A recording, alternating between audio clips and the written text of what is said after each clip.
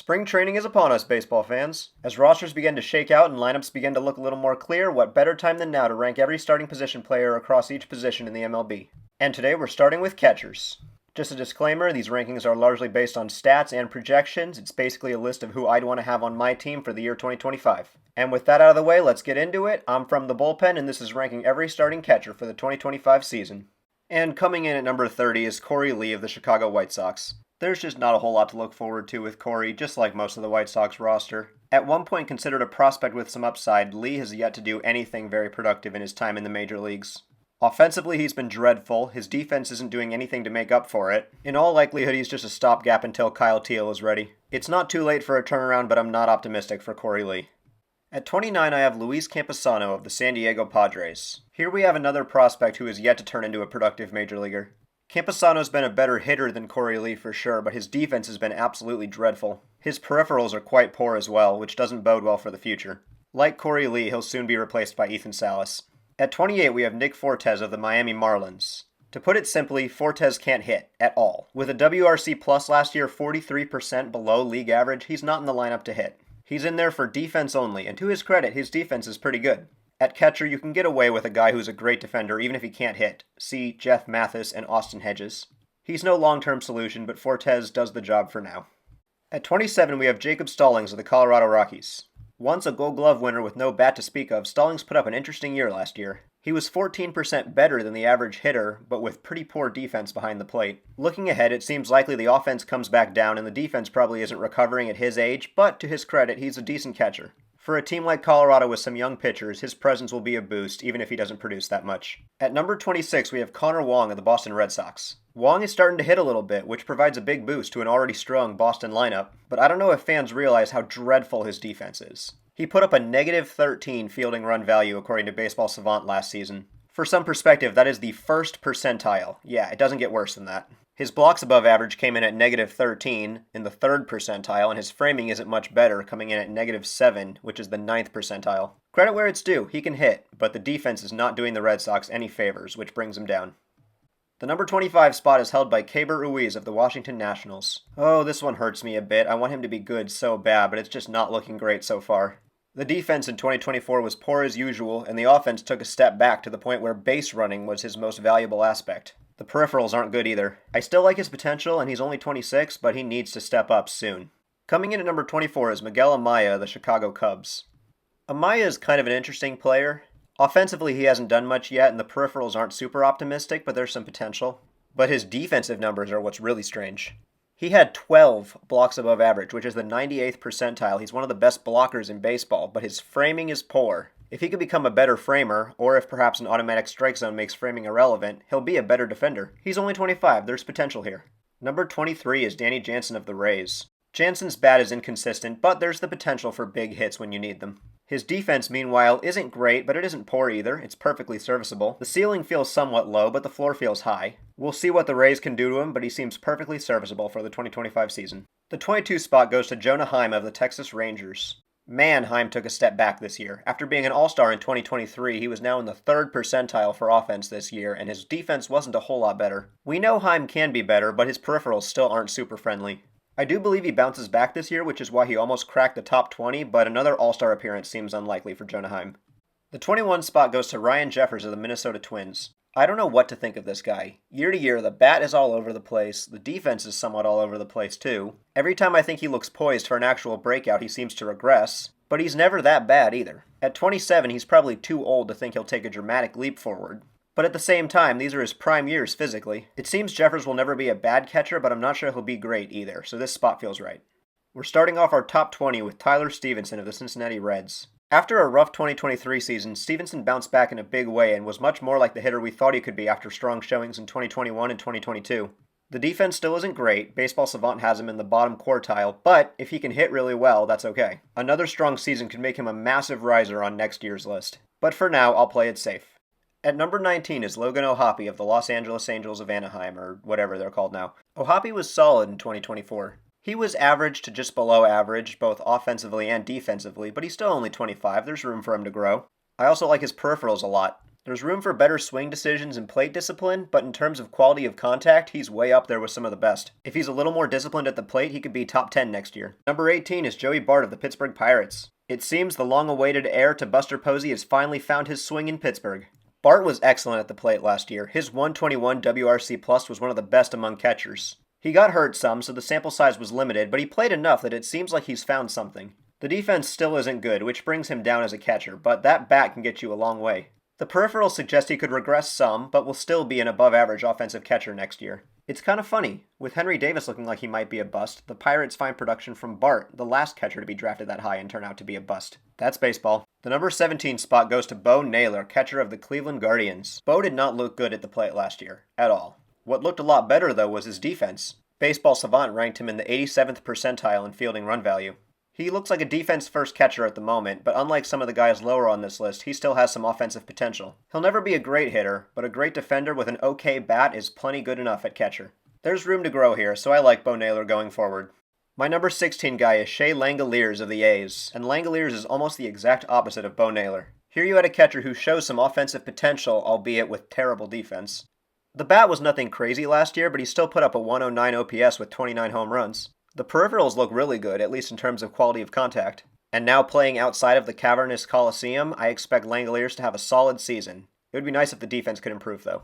Just cracking the top half is JT Realmuto, the catcher of the Philadelphia Phillies. Realmuto is not what he used to be, but he's still a very productive catcher.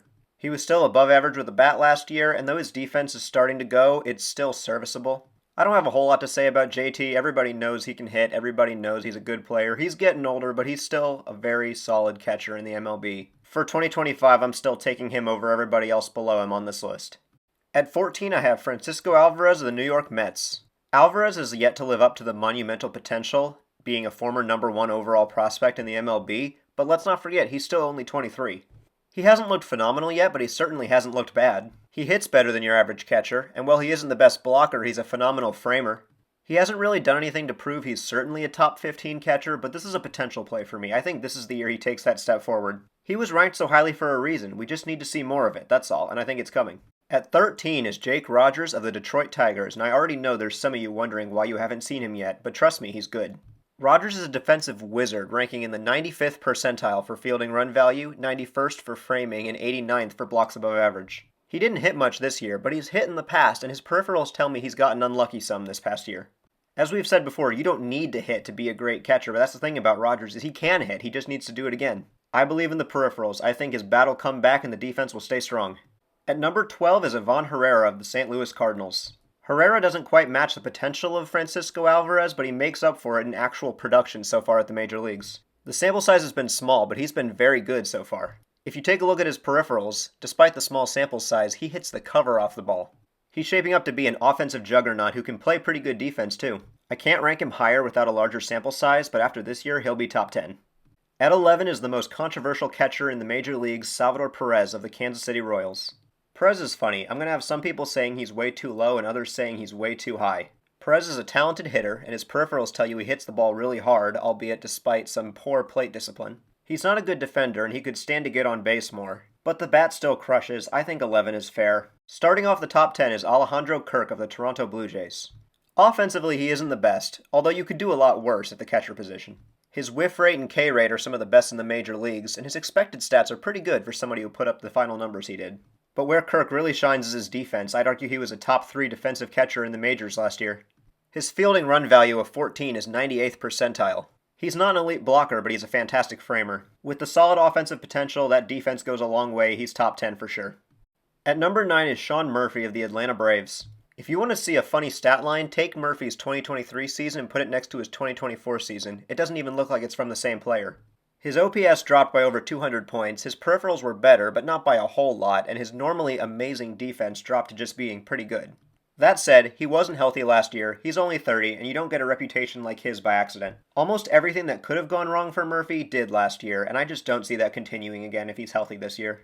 Murphy bouncing back to be a top 5 catcher would not be a shocker to me at all, but I'll be cautious and put him at 9 for right now. The number 8 spot goes to Yainer Diaz of the Houston Astros, and man, can this kid crush. The results are good, the peripherals are even better. This kid absolutely demolishes baseballs. The defense is bad. It's really bad, especially the framing, but he just hits so well it might not matter. His expected batting average, slugging percentage, and WOBA were all 75th percentile or above last year. He also put up an 85th percentile hard hit rate, and by WRC+, he was as good as Cal Raleigh, tied for second best among catchers. The defense has to improve for him to stay at catcher, otherwise he needs to move, but he's still young, he's got time, and this bat plays, especially in Houston. The number 7 spot goes to Will Smith of the Los Angeles Dodgers. Smith is a great hitter. He hits the ball hard, he gets on base, almost all of his peripherals are great. He's a really good hitter. I'm concerned about the defense, though. I don't normally think of Smith as a terrible defensive catcher, but he was not good last year. His fielding run value was 14th percentile, blocks above average was 3rd, and he was as bad as it gets when it comes to framing. In order to go any higher, the defense has to bounce back, at least a little bit. At number 6 is Gabriel Moreno of the Arizona Diamondbacks, and the Diamondbacks have sure found themselves a stud of a catcher in Moreno. He's consistent, he's productive, he hits the ball well, he has great plate discipline and pitch selection, and he's a very good defender as well. Moreno just doesn't do anything poorly. He's at least average at everything you could care about. He even runs the bases pretty well. You're going to win a lot of games with a guy like Moreno at catcher, but that said, there are still 5 guys I'm taking above him for this year. The number 5 catcher on my list is Austin Wells of the New York Yankees. I am super high on Austin Wells, and dare I say, I think he should have finished ahead of his teammate in the Rookie of the Year race. Wells hasn't put up any insane offensive numbers yet, but his rookie year was a good one, and the peripherals tell you there's more to come. His plate discipline especially is elite, with excellent chase rates and one of the best walk rates around. He's also an absolute rock star behind the plate for someone as young as he is. He finished in the 96th percentile last year in both fielding run value and framing. In a lot of ways, he plays like a player who's been in the majors a lot longer than he actually has, and this is only bound to get better as he gets more experience. Also, that's a top 3 mustache in all of baseball. It seems to me New York has found their catcher of the future, and he's only going to get better. Watch out, the Yankees are going to be scary with Austin Wells behind the plate. At number 4, we have Adley Rutschman of the Orioles. Adley Rutschman just can't seem to have a bad season. Even a bad year by his standards was still an excellent season for a catcher. His OPS dropped by exactly 100 points from 2023 to 2024, and yet he was still one of the most valuable catchers in all of baseball. The defense is solid, as is his leadership, and with the shortened left field wall this year, I think his bat's going to bounce back. Rutschman should be good, as always. At number 3, we have Patrick Bailey of the San Francisco Giants, and if you don't know about Patrick Bailey yet, it's time to learn about him. Simply put, there's a reason why he's the only one on here with only defensive clips. Bailey may be MLB's best defender, not just catcher, best defender. His fielding run value of 22 was 100th percentile in the MLB last year. But his greatest art is his framing. If you don't think framing matters, just watch these clips. You can watch as Bailey steals strike after strike after strike, and he does this in every single game. Balls that have no business being called strikes are strikes because Patrick Bailey is the best framer in the major leagues by far. Hitting against the Giants is always an uphill battle because Bailey is a master at stealing strikes every single at-bat. He puts hitters at a disadvantage every time just by the way he catches the ball. How else would a guy with a WRC plus of only 81 put up a WAR of 4.3, the 3rd best among catchers last year? Bailey changes the entire course of a game just by the way he catches the ball, and if he ever becomes even just a league average hitter, he'll probably be number 1. It just so happens that MLB is blessed with 2 incredible catchers, and they are the only 2 who I can justify putting above Bailey on this list. And one of those guys is Cal Raleigh, the catcher for the Seattle Mariners. Raleigh is amazing. He is the best combination of great offense and great defense of anyone at the catcher position. His 117 WRC plus last year was the 2nd highest among all qualified catchers. But what lies under the surface? Well, if you look at his Baseball Savant page, you'll see a lot of red, which let me tell you is a good thing. He's also an excellent defender, coming in 98th percentile in both fielding run value and framing. Aside from swinging and missing a lot, he does basically everything well. But there is one guy I just had to rank ahead of him.